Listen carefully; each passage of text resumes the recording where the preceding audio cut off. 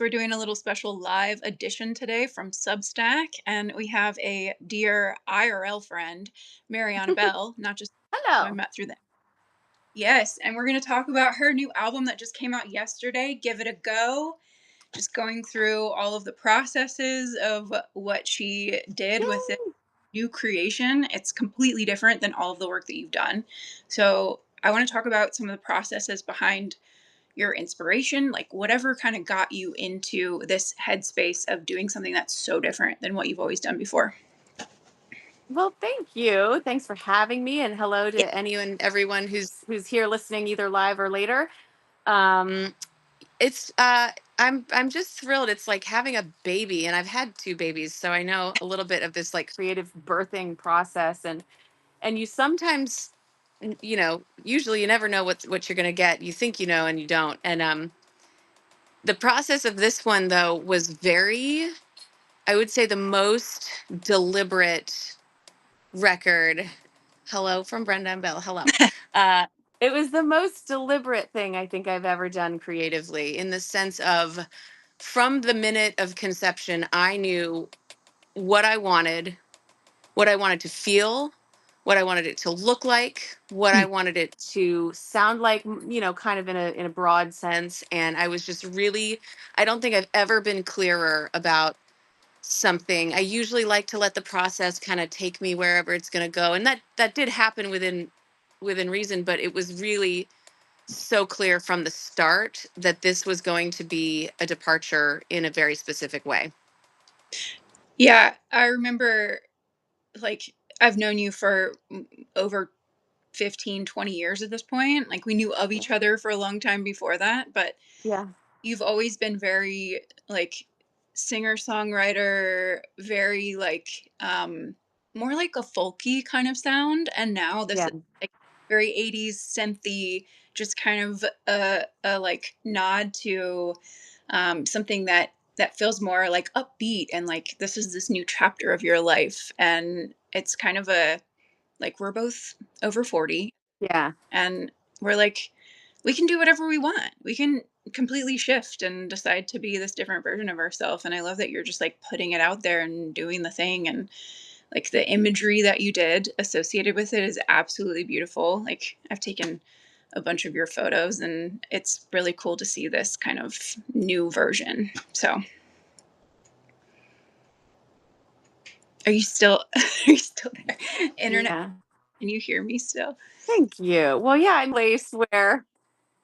Oh yeah, I'm hearing you. I got you. Okay, good, good. You got me. I still got you. Yeah. Yeah. No, I really wanted to embrace the sense of joy that I have, you know, by hook or by crook, come hell or high water, have forced into my life. I was like, no matter what. And my other records, while they have moments of joyfulness in them, they were a lot of like processing and sort of sad bastard contemplation about things that are hard. And like, there's a place for that, and it's really important.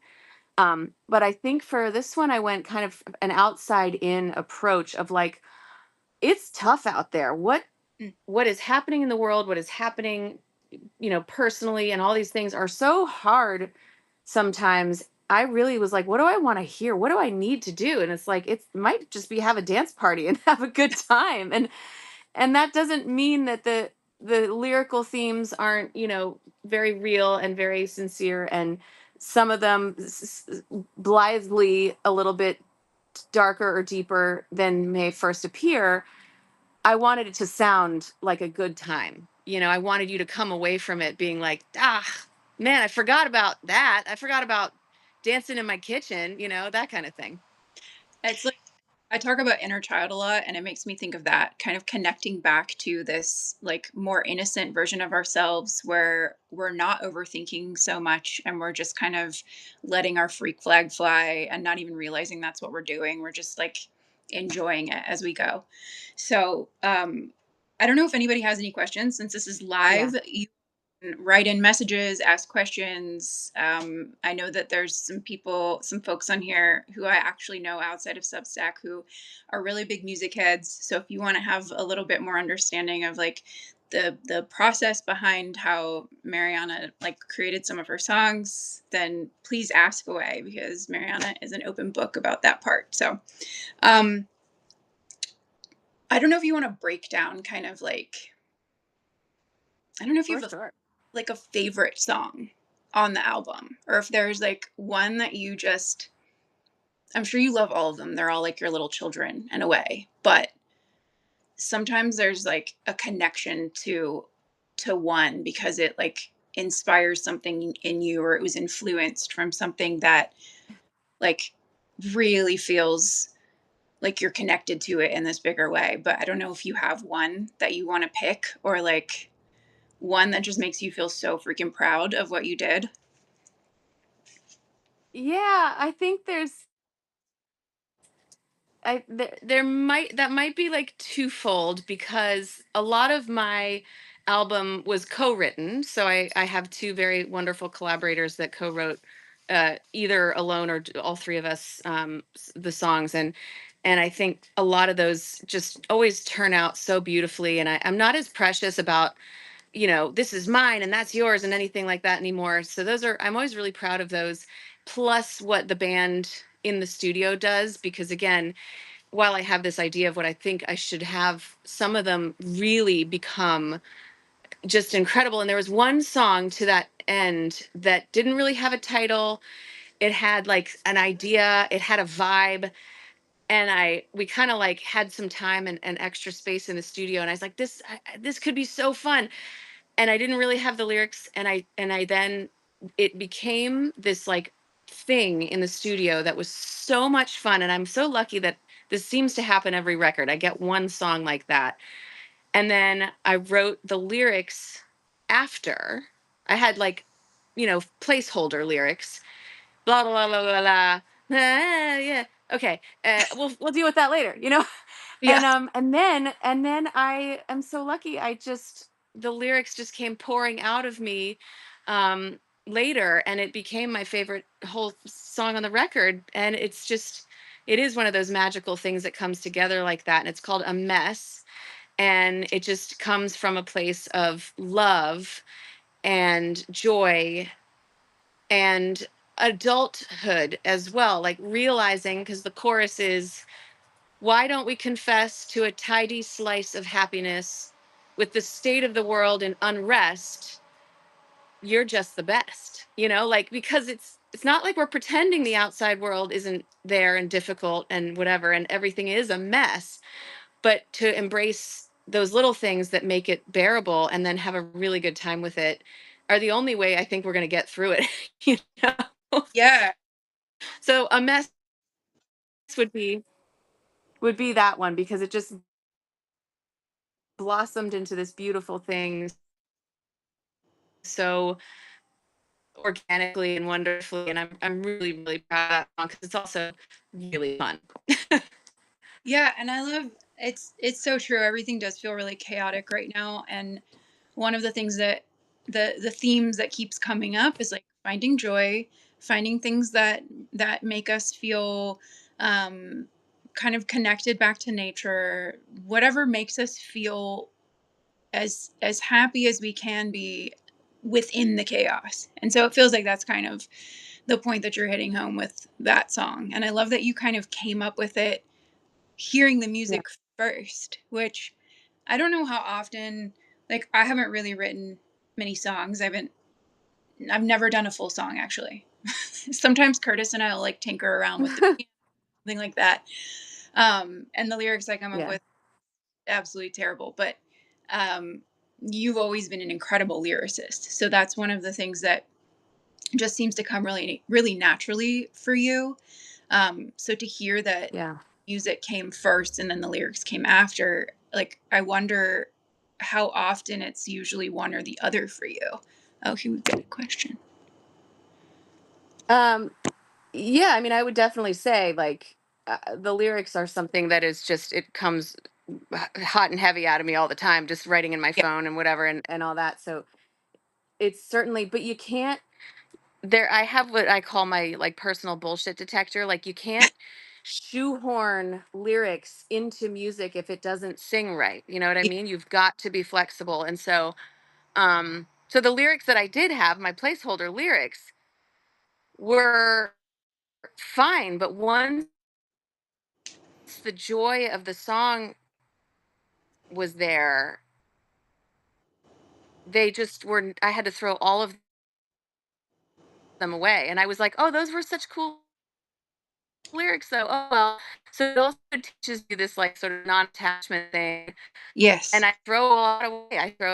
I throw most of what I write because, some things don't need to be said or sung in, and they will have a place maybe someday down the road. But if that, okay, do you keep notebooks or journals, There you go. random thoughts and From ideas? Peter. Oh my god. That is so funny. No, but I get that.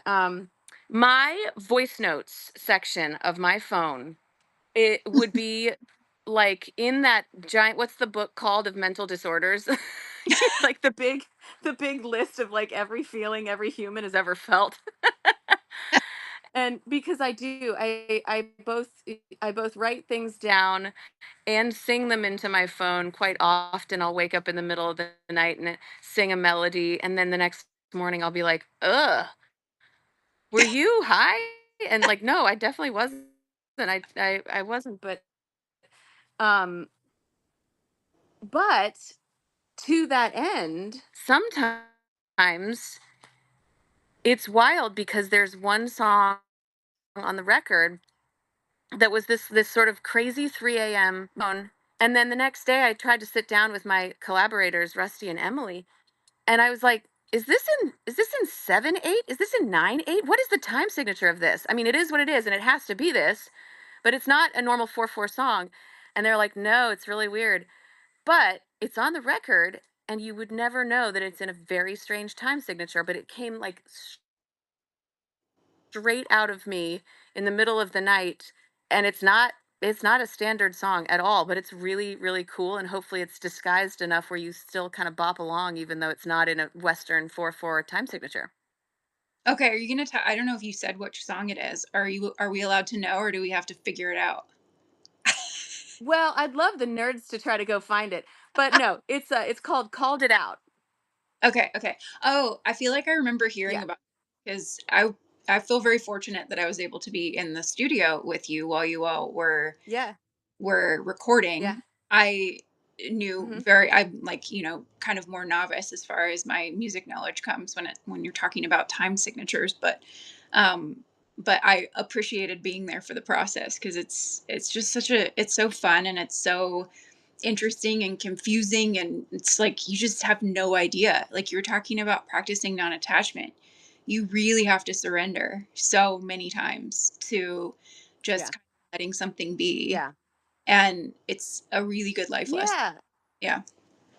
And I think too, there is this balance of also knowing what is worth fighting for, when to hang on to something. Because that song in particular, for example, everybody in the band was like trying to trying, and the try was all that we were hearing. You know what I mean? And I was like, no, no, no. I believe that we can find a way to make this feel instead of do. Do you know what I mean? And Mhm. so I was like, let's keep working this. Let's keep trying. Let's do something else. Let's take a break from it and come back, because it really was worth pushing through to where we ended up. But it did not start that way. It started out real weird and disjointed and not vibey at all. So and the cool thing is that I always had this vision of this horn section Yeah. that I could hear in my head that made it make sense at the end, but that they couldn't hear. And they were like, what? Okay, like, I guess we'll just do this. But then once you added the horns at the end and all the post production stuff that we ended up putting there, it suddenly came together. But it was touch and go. Like, we weren't sure it was going to work, basically. So you have to also know what to let go of and also know what to hang on to. Yeah, and know that experimentation is necessary throughout the process Hmm. too. Yeah. And um I mean, I love a good horn section too. So I understand that you wanted to add that in there, but Yeah. um, I love all of the little life lessons that you're giving about being able to just kind of trust yourself, but then also know when it's time to let go. And I think Yeah. that that kind of comes with experience and getting older and understanding that some things just don't work out for a reason, and then we end up in a place where maybe we were better than we thought we would be because Yeah. we ended up letting go and getting through onto the other side. So um Ain't that the truth? yeah, ain't that the truth? Yes. So okay, you have a show coming up, and for anybody who's in Charlottesville who's listening, on it's the 29th, correct? 20. Yeah. Okay. Just about 2 weeks. Okay. I don't know if you want to give more information on that, Yeah. or it is, or any of those things. Maybe some people will travel to it. Peter, Jude, maybe you're gonna come and see Mariana's Woo show. woo. Yeah.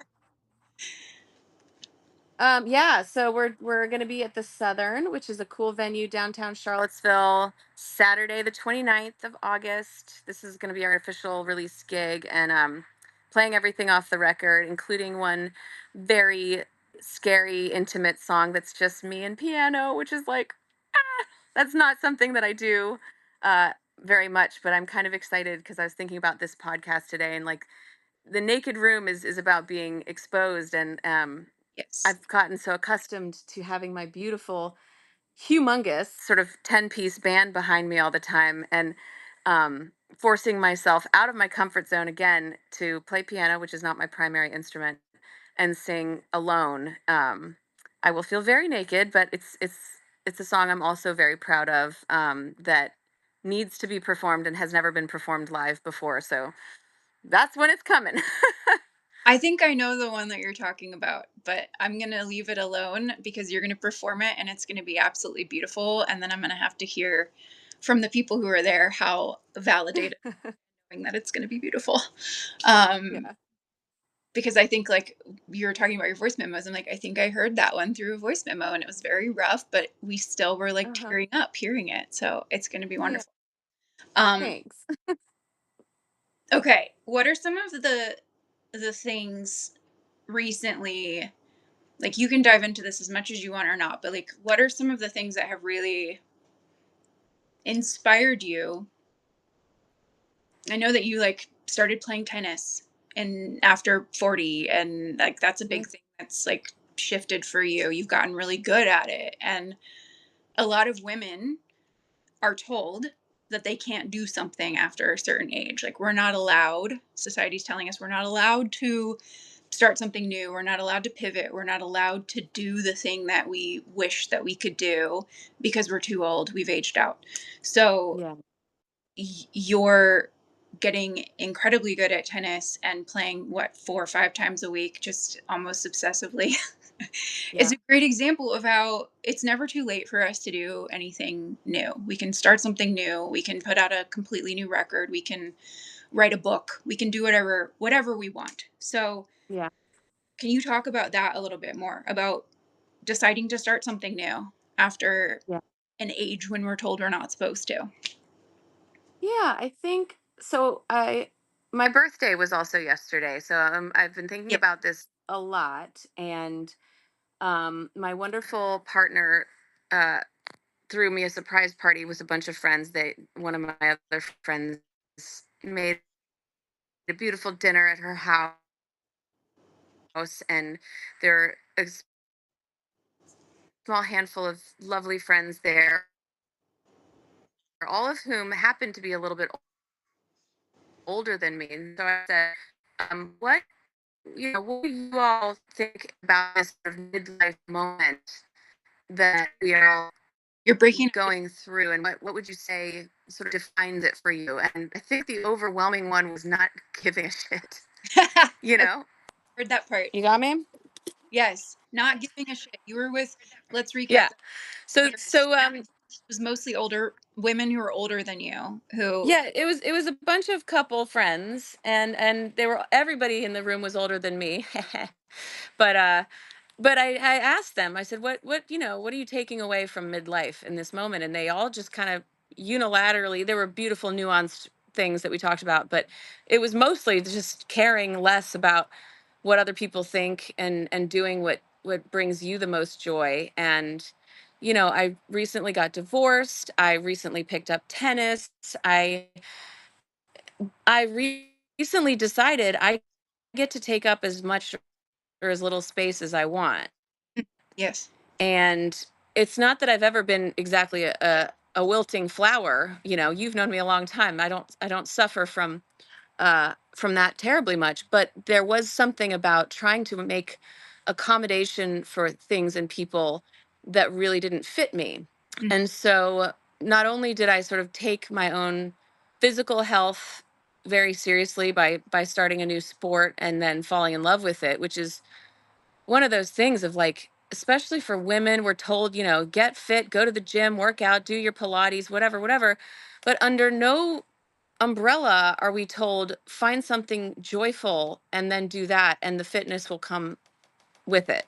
Like, Yes. it just rarely comes that way. Whereas I think men are like, have hobbies, do fun things. And then, like, they spend all day golfing and walking around. And so that's what they get to do. Or they have their bike riding friends and they go out but it's like it, I think having especially physical things be joy driven is what's going to keep you doing it, right? And Yeah. tennis happens to be the thing that I've found that really brings me so much joy. It's like a very active meditation. You can't think about anything else when you're playing tennis, and and so that's been really great. And then, yeah, just the new sound of the new record, and really just coming out of my funk that I was in for so long, and just taking up all the space. And one of my dearest friends, our friend Emily, in my birthday card she gave me yesterday, was just said, thank you for owning what you deserve. Mm. Yeah. And that's what I've been doing, I think, a lot more in my 40s, just feeling like I'm not going to apologize for what I want and what I think I deserve in life, because that doesn't help anybody. And it's not the example I want to set for my children either. Yeah. Yeah. We are taught to make ourselves really small a lot of times to make everyone else around us comfortable. And I'm really exhausted by that too. And that was a big reason why I wanted to start having more of these conversations with women who are reinventing, who are choosing to take up space, who are choosing to do the things that bring them joy and want to expand in that way. Because I'm Hmm. yeah, the societal programming of like Yeah. you're washed up, you're done, you can't have what you want after a certain age. Like there's so many examples of women. Like Vera Wang is one of the first ones who comes to my mind, where she like had her big break after 40 and she's still fabulous at 80 years Yeah. old. I don't know if you've seen one of her photo shoots recently, but I'm like, damn, that woman has aged very well and she is kicking ass. And Yeah. like, why can't that be the Yeah. example instead of feeling like we just have to keep shrinking ourselves? So, yeah. Anyway, you're an inspiration to me, and I Yeah. echo what Emily said too. Like just seeing you, knowing you for such a long time and seeing the way that you have pivoted in this really beautiful way and just started kind of deciding to do things on your own terms. I mean, you've always done things on your own terms, but in this much bigger way that feels like, I don't want to say louder, but it's like it's just out there more. It's really, really cool to see.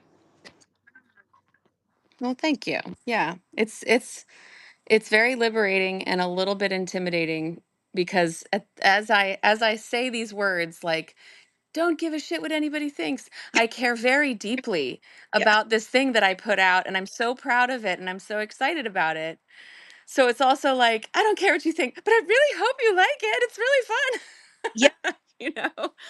Yeah, that's So it's out there, and I think, you could tweak these things to death, but an artist's primary job, I think, is deciding when imperfectly done is better than perfectly and never out there. So that's where we're at, and I'm really psyched that I can finally let it all go.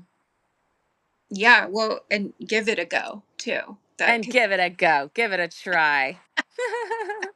yes.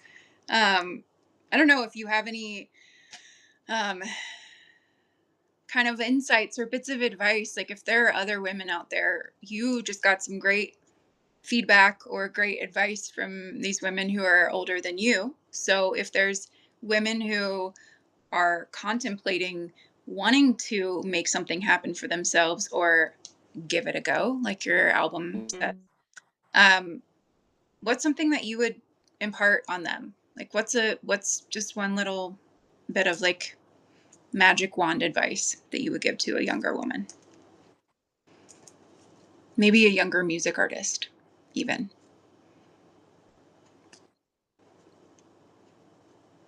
I would say, yeah, I would say don't wait. You will always things you do. I think most people regret what they don't do, what they say no to. Yep. And I think it goes past music. It goes to life where you you know saying yes, obviously being smart about stuff, but like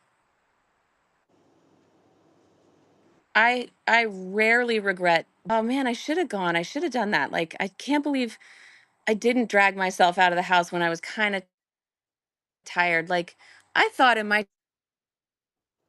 20s, I thought I was tired. You know what I mean? Like, you didn't know what tired meant, girl. Like, stop it. Get out of the house. Go do the thing. Go. And most importantly, go support other artists. Now more than ever, if you want to be an artist, you better be an artist supporter because the AI fraud jerkholes are making money off of zero talent, and we need each other's support more than ever. Go Yep. listen to live music, go buy the physical album of somebody you like, because your purchase, you specifically, can move the needle for an artist, just the way that they could help you. Yeah, that's incredible advice, and it is true. There's something that's also so wonderful for yourself to be able to go and experience live music too. It's very cathartic, Yeah. very it's meditative. You're talking about tennis, like going to a live show, as long as it's music that you like. Sometimes sometimes you go to a show and you're like, hold on a second, maybe I do want to be in bed right now. Just joking. Yeah. but um but yeah, that supporting other artists is something that's so integral at at this point in time because AI slop can be damned. So, um, but yeah, again, everyone, Mariana has a show August 29th, Yeah. Yeah. It Charlottesville. means a lot. So please go support her Yeah. show And the because new go ahead. The new record is called Give It a Go. You can find it everywhere you listen to music. But iTunes is better than Spotify, please. Yes, iTunes for the win over Spotify or Tidal is another one. Isn't Tidal? Do we still like Tidal? Yes. I don't think I have my stuff on title, but I know that they're better for sure. They give more royalties back to the artist, I think, than a lot of the other platforms. So Yeah, created by other they music. do. Yeah. So, um, Yeah. yeah. Anyway, this has been amazing. I don't know if you have any last Well, little. thank you for having me. Yeah, of course. I wish that I could be with you right now, sitting on your porch. But I know. It would be so nice. soon enough. But thank you for having me. And thank you, everybody that was tuned in. And yeah, I hope to chat some more. And I can't wait to hear the next episodes. Thanks, darling. I love ya. Mwah. Love you. Bye.